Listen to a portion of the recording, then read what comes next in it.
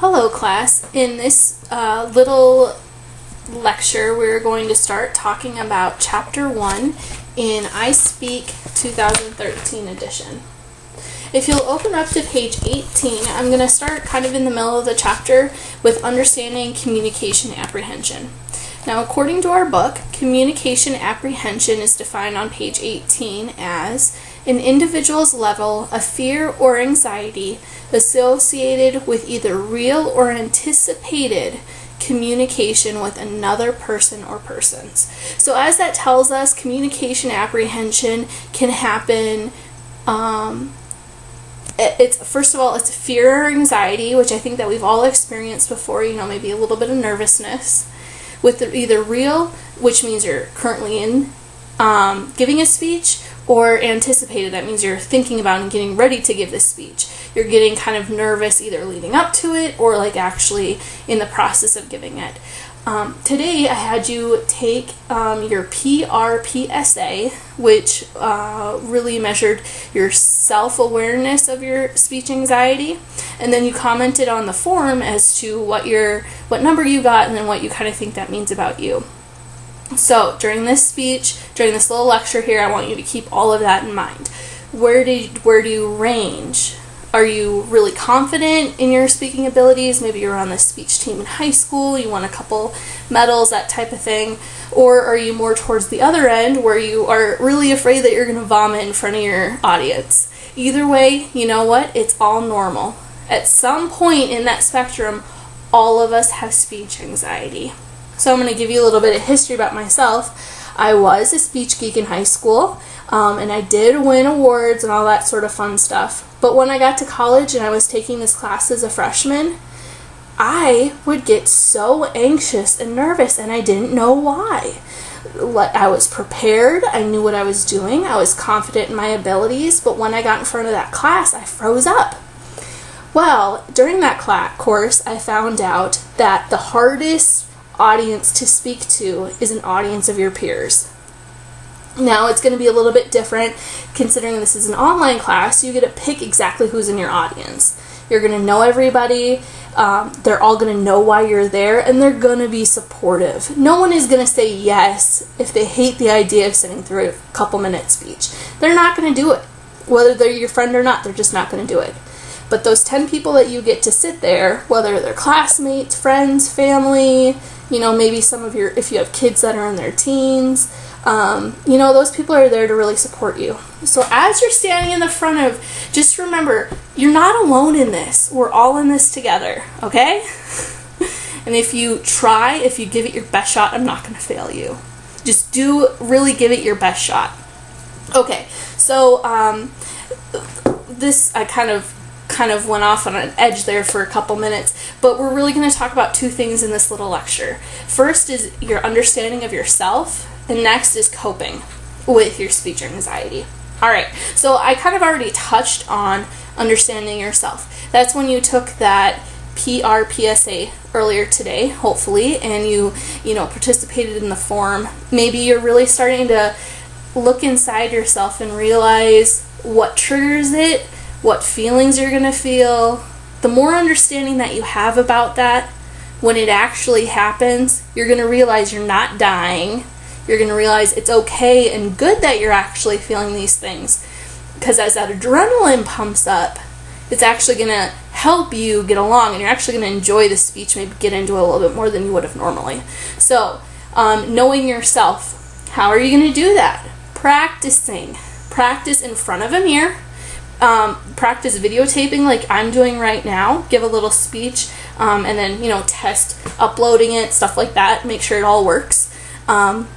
Practice in front of your family members, friends, maybe some of your actual audience members. But when you do get up and give your speech, remember, you only get one shot. You're only going to get up and give that actual speech one time. You're not going to edit it. Any tampering like that, you will fail the assignment. Alright, so we talked about understanding yourself. So with understanding yourself, now you know that you're going to get up there and you're going to be a little anxious, your adrenaline's going to be freaking out. So let's talk about coping. How do we deal with those emotions and all that adrenaline in our body? Okay, first thing that I do, and this, I'm sure you've noticed it so far, I take a stress ball. kind of play with it, smush it around. Stress ball is not necessarily something that you're going to be able to have up when you're giving a speech, because you need to be as professional as possible. But you know what, as you're sitting there at your desk waiting for your turn, if there's a couple of you taking turns giving speeches, take your stress ball, take a paper clip, something, mush it around. Now what you do with the stress ball is you tighten it up, 1, 2, 3, and then loosen it, 1, 2, 3, tighten it up, count to 3, loosen, count to 3 or 5, whatever number you want. Why do I recommend you doing that? Is because it gives your adrenaline a place to go. It's not going to go into your feet. I'm not going to like it if I see you all of a sudden run out of the room that you're giving your speech in. If you're up there, who's going to notice you going like this behind your hands? Nobody. Now you're probably going to be holding note cards, so maybe you just do that with one hand behind your back or down to the side. You know, loose, tighten it really as tight as you can go, and then loosen it up. That's a good one. Tension and release your hands. That's one that I always say, and it seems to work really well. I mean, the biggest thing that you can do is prepare for your speech. Practice, like I said, in front of a mirror, in front of a camera, in front of friends. Know your speech inside and out. How you're going to do that is by taking that time to do your outline, do another outline, do some research, do another outline, and then put it up on your note cards. Now, one thing that we haven't yet talked about is note cards. So I can't find anything right here, but right here I have a Target Pharmacy Rewards card. So your note cards are going to be a little bit bigger than this, right? But you're going to hold it like this, and you're going to be nice and professional. And you're only going to have a couple things written. Main words, phrases, maybe slow down, pause, that type of thing. But you know what, on this side that your audience is going to see, I don't want to see anything. I want to see it completely blank. Okay? Why do I want that? Because once again, in this class, we're preparing to be professional. I don't want to see what you have written on the back of your card and have it flip over. I'll be distracted as your audience member. Just have it like that. So, like I said, just the highlights on your note card. Don't have every little word. Don't write too many, because you'll get confused and lost. And, oh no, where do I go? One side of the note card is more professional looking. Practice with the video. Like I said, practice in front of a mirror so you can see what you look like. Practice with the audience. So they can tell you if you're going too fast, too slow, maybe you're talking too loud or too quiet. Maybe you could have, let's say that you have one of your best friends there. In the back of the audience, they can have their stopwatch to make sure you don't go over the 10 minutes, right? And they're giving you, okay, 5 minutes left, 4 minutes left. Maybe they can tug on their ear and be like, I can't hear you, talk louder. Because if your friend in the back of the room can't hear you, how do you expect the recording device in the back of the room to hear you? I need to be able to hear you, otherwise I can't grade you. And then basically when it comes down to it, you just need to know your stuff. Okay? So this first speech is pretty easy. It's about you, right? Now remember how I said, okay, this is going to be my artifact. I told you a little story of why my husband and I got it, because our first date we went to an aquarium and we saw the jellyfish exhibit. Now, and that would be like a good little intro, like why I picked this. Maybe then I'll want to tell you exactly what, just by looking at this, what can you learn about me?